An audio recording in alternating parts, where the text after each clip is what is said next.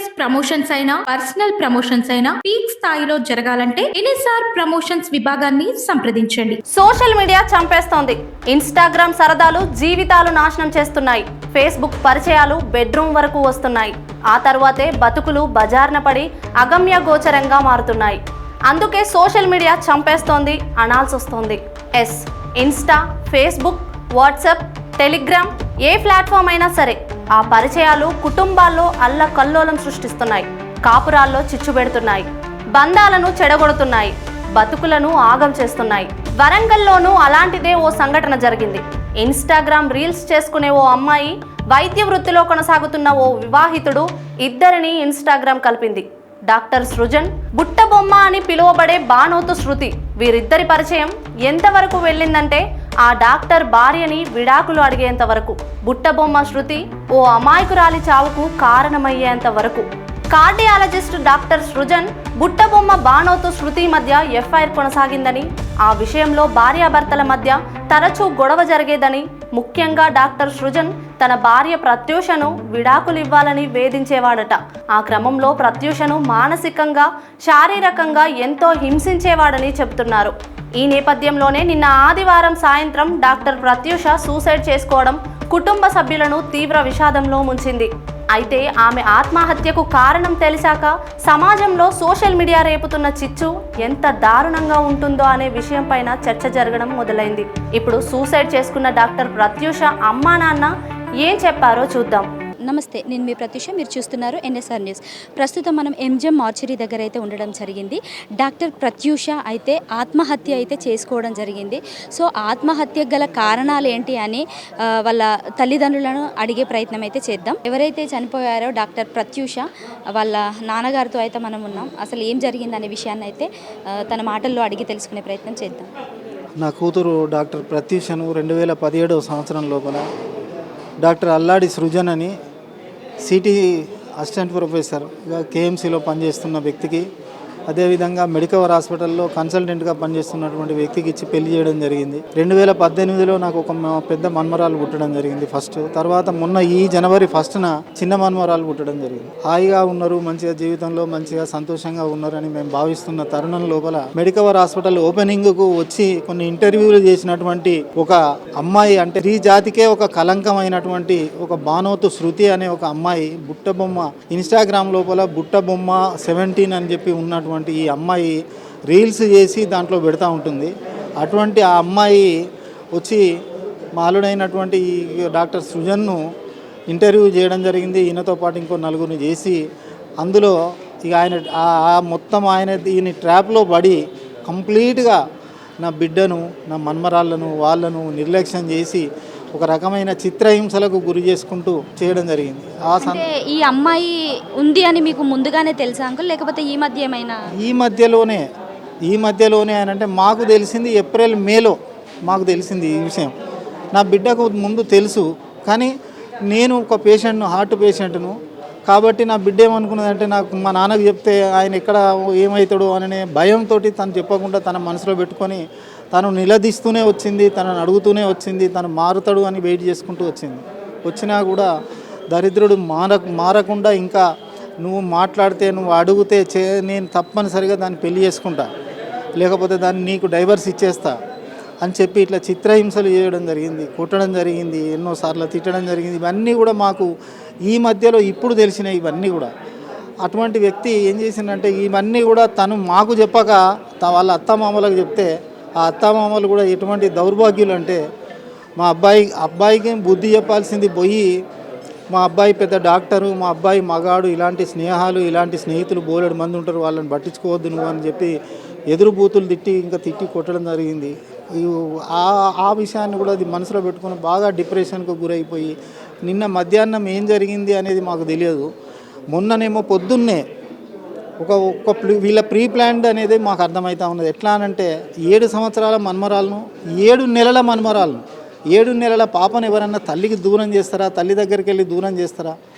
తల్లి దగ్గరికి వెళ్ళి దూరం చేసి 7 నెలల మన్మరాలను, 7 సంవత్సరాల మన్మరాలను ఇద్దరిని తీసుకొని వాళ్ళు ఆడ పెద్ద ఫంక్షన్ లేదు, ఏం లేదు, భద్రాచలం అవతల చెర్ల అని ఉంటుంది, అక్కడికి వెళ్ళిపోవడం జరిగింది.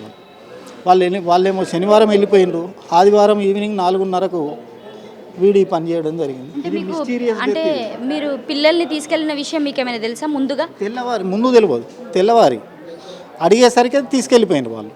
అట్లా అడిగే వరకే తీసుకెళ్ళిపోయినారు. ఎవరు మరి ఎందుకు పంపినాం అమ్మ అని చెప్పి మేము మా అమ్మాయిని కోప్పడితే మా భర్తనే పంపమని చెప్పిండు చేసిండు అని చెప్పి చెప్తా ఉన్నది. భర్త పంపమని నువ్వు ఎట్లా పంపుతావే, నీ బిడ్డ కదా, నువ్వు ఇంత చిన్న అంటే నేను పంపకపోతే మళ్ళీ ఏం గొడవ చేస్తాడు, నన్ను మళ్ళీ ఎక్కడ కొడతాడు, మళ్ళీ ఏం చేస్తాడు అని చెప్పి భయపడి పంపించిన అని చెప్పి చెప్పడం జరిగింది.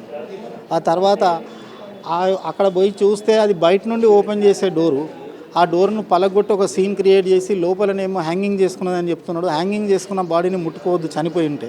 అట్లాంటిది వీడే దాన్ని బాడీని తీసి ఆ బాడీ చనిపోయిన బాడీని ఎప్పుడైనా కూడా గవర్నమెంట్ హాస్పిటల్ తీసుకొస్తాం.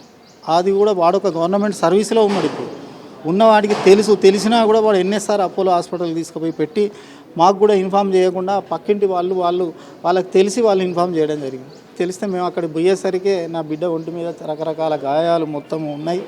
ఆ గాయాలతోటి అది మొత్తం బ్లీడింగ్ అవుతూ ఉన్నది. అప్పుడు వాళ్ళను గట్టిగా అడిగితే అప్పుడు చెప్పడం జరిగింది ఏంటంటే ఆల్రెడీ ఇంటి దగ్గరనే హ్యాంగింగ్ చేసుకొని ఉన్నది, అప్పుడే చనిపోయింది అని అంటున్నారు. హ్యాంగింగ్ చేసుకొని ఉన్నట్టయితే గాయాలు ఎక్కడి నుండి వచ్చినాయి, బ్లీడింగ్ ఎక్కడి నుంచి వస్తుంది అంటే ఎవరు సమాధానం చెప్పే పరిస్థితి లేదు. ఇక పోలీస్ ఈ టైం ఎప్పుడు ఇక్కడికి తీసుకొచ్చారు? మీకు తెలిసిన తర్వాత తీసుకొచ్చారా ఇక్కడికి? అక్కడికే వాళ్ళు పోలీస్ డిపార్ట్మెంట్ వాళ్ళు వచ్చిండ్రు. వచ్చేసి ఏసీపీ గారు నాకు ఫోన్ చేయడం జరిగింది. ఏసీపీ గారికి కూడా మేము ఫోన్ చేయడం జరిగింది. ఆయన కూడా పాపం ఇమ్మీడియట్గా రెస్పాండ్ అయ్యి పోలీస్ డిపార్ట్మెంట్ నుండి మాత్రం బాగా రెస్పాండ్ అయ్యిండ్రు. వాళ్ళు ఇమ్మీడియట్గా వాళ్ళు అక్కడికి వచ్చేసి మమ్మల్ని తీసుకొని మళ్ళీ ఇంటికి వెళ్ళి చూసి సీన్ రీకన్స్ట్రక్షన్ చేసి చూసిన తర్వాత వాళ్ళంతా ఇదంతా కొంచెం అనుమానంగా ఉన్నదని వాళ్ళు కూడా అనడం జరిగింది. మాకు కూడా అసలు దాన్ని బాడీని ఎట్లా దించుతారు, ఎందుకు దించిండ్రు చేసిండ్రు అని చెప్పానంటే సమాధానం లేదు. వాడిని పిలిచి అడిగితే కూడా వాడు నాకు 7-8 నెలల నుంచి నాకు ఒక అమ్మాయితో సంబంధం ఉందనే చెప్తున్నాడు. అంటే అఫీషియల్గా మీతో కూడా చెప్తున్నాడా లేకపోతే పోలీస్ వాళ్ళతో? పోలీసులకే చెప్తున్నాడు వాడు. 7-8 నెలల నుంచి నాకు ఒక అమ్మాయితో అఫైర్ ఉన్నది, సంబంధం ఉన్నది అని చెప్తాడు వాడు. మా అమ్మా నాన్నలతోటి మా భార్యకు సరిగా పడకపోయేది అనేది ఒక కారణము. రెండో కారణం నాకు 8 నెలల నుంచి ఒక అమ్మాయితో అఫైర్ ఉన్నది, ఆ అమ్మాయిని విషయం వల్లనే గొడవలు జరుగుతున్నాయి మాకు అని చెప్పిండు వాడు.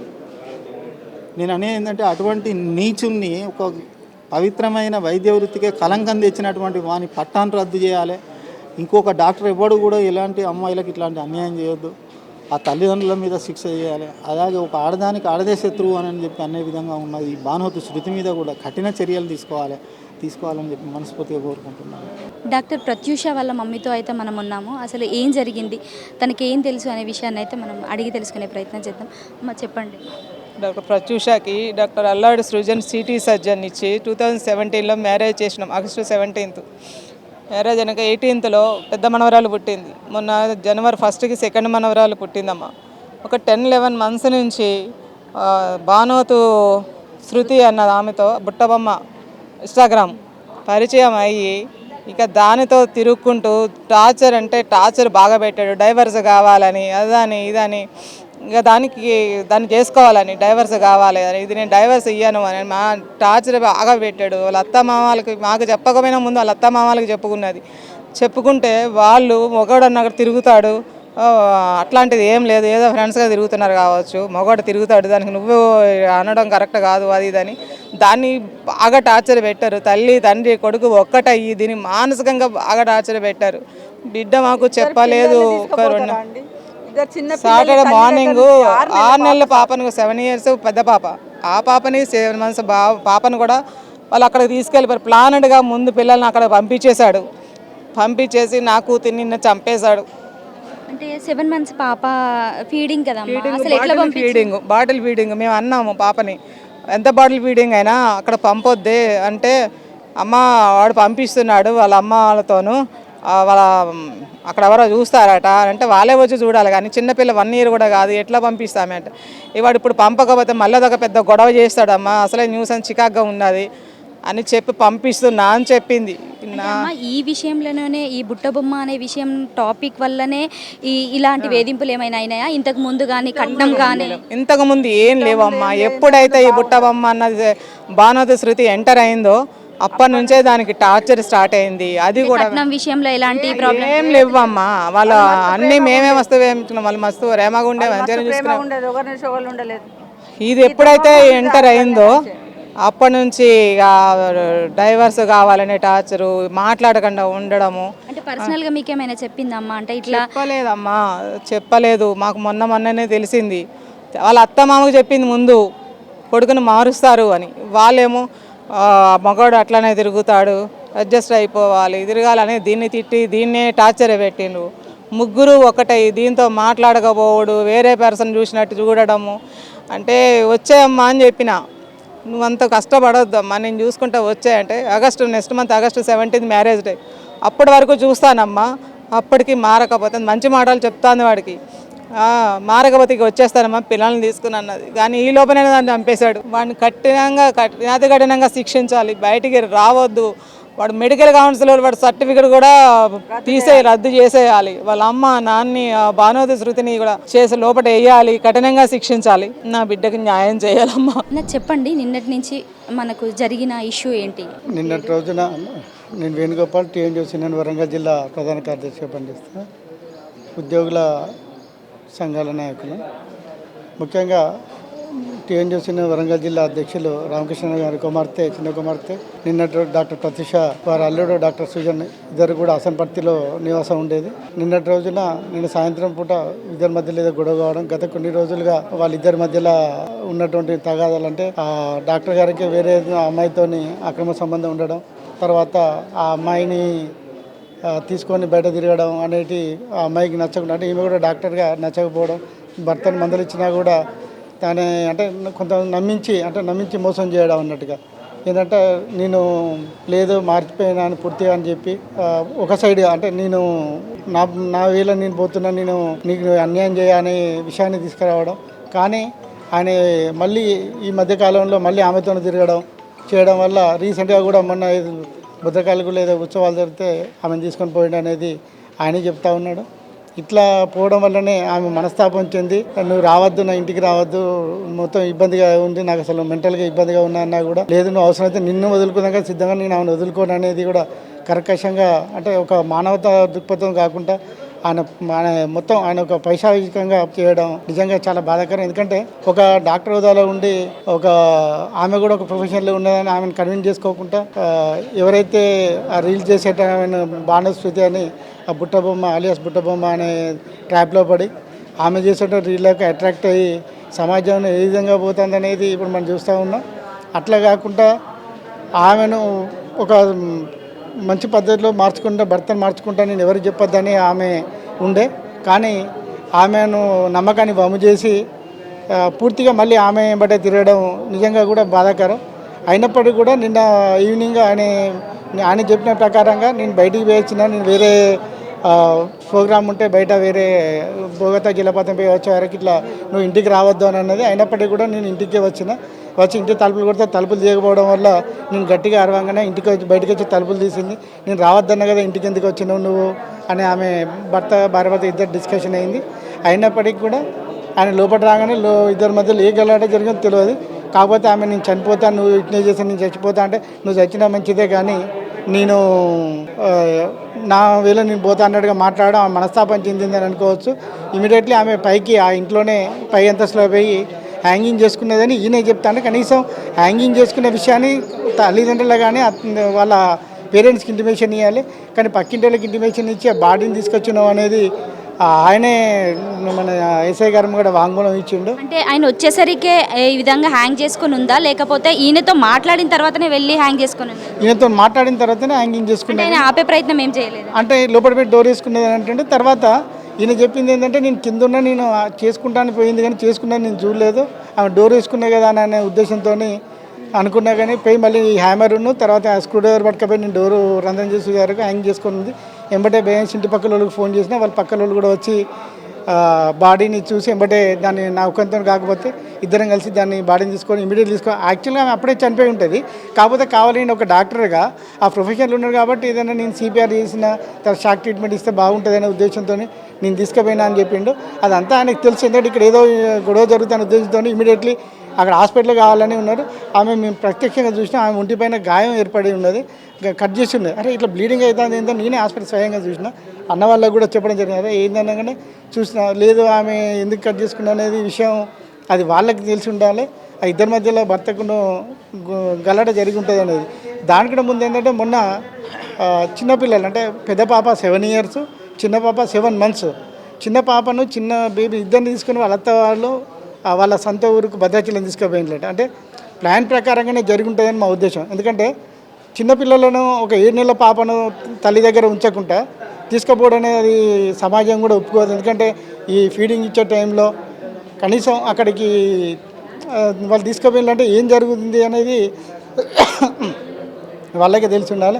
దీనికి కారకులు అంటే అత్తమామ ప్రోద్బలం కూడా ఉండుంటే. ఎందుకంటే గతంలో కూడా అత్తమామకు చెప్పిందండి, మా అబ్బాయి అటువంటి వాడు కాదు, ఆయన ఒక ప్రొఫెషన్లో ఉండు, ఆయన పరువు తీయద్దు, నువ్వు చేయబట్టి మా కొడుకుని చంపుకుంటామా అని తల్లిదండ్రులు వాళ్ళు చెప్పడం. తర్వాత ఆ తల్లిదండ్రుల కూడా వాళ్ళు కనీసం కోడలు వైపు మాట్లాడకపోవడం చాలా ఇబ్బందిగా ఫీల్ అయ్యేది. ఇటు తల్లిదండ్రులు చెప్తే తండ్రి యొక్క మంచి పొజిషన్లో ఉన్నాడు, ఇదంతా ఎక్కడ డ్యామేజ్ అవుతుందో మా ఇమేజ్ అని ఆమె మానసికంగా ఆమె ఇండివిజువల్గానే ఆమె మానసికంగా ఆవేదన చెంది అంటే ఆమె అంటే చెయ్యి కోసుకొని చనిపోయింది అంటారా, లేకపోతే హ్యాంగింగ్ చేసుకునేది? అంటే చెయ్యి కోసుకొని ఉంది, హ్యాంగింగ్ కూడా చేసుకున్నది అనేది వాళ్ళు ఇచ్చిన స్టేట్మెంట్. కానీ అక్కడ హ్యాంగింగ్ చేసుకున్న ప్రత్యక్ష సాక్షులు ఎవరు చూడలేదాన్ని. ఈయన తీసుకుపోయిన తర్వాత ఈయన పోలీసు వాళ్ళకి కంప్లైంట్ మేము ఇచ్చినప్పుడు ఆయన విచారిస్తే డాక్టర్ గారే ఈయన చెప్పిండు అన్నాడు, ఏమని హ్యాంగింగ్ చేసుకుంటే ఇమీడియట్లీ మేము తీసుకొచ్చినామని చెప్పడం జరిగింది. కాకపోతే మనం ఏమైందంటే ఈ హత్యకు ప్రేరేపించిన కారణం ఆయన ప్రత్యక్షంగా ఆయనే అయి ఉంటాడు. ఎందుకంటే నువ్వు చనిపోతే చనిపోని, నీకు అవసరమైతే విడాకులు ఇస్తా అని ఈ విధంగా గత కొన్ని రోజులుగా చేయడం ఆమెను పూర్తిగా ఈయన హత్య చేసిన దాని కిందనే మేము ట్రీట్ చేస్తా ఉన్నాం. ఎందుకంటే ఉద్యోగ సంఘాల నాయకులు కానీ ఉద్యోగ నాయకుల సమాజాన్ని ఇటువంటి తప్పుదారి పట్టించే కార్యక్రమాలు అంటే యువత తప్పుదారి పట్టిస్తూ ఉంది. ఇటువంటి రీల్ చేయడం వల్ల ఇటువంటి వాటిని అరికట్టాలని గౌరవ ఇంతకుముందే మన ఏసీపీ గారికి వస్తే వారికి కూడా విన్నవించడం జరిగింది. ఏం కోరుకుంటున్నారంటే దీని నుంచి ఇప్పుడు అయిన మన సమస్య నుంచి నెక్స్ట్ మనం ఏం కోరుకుంటున్నాం?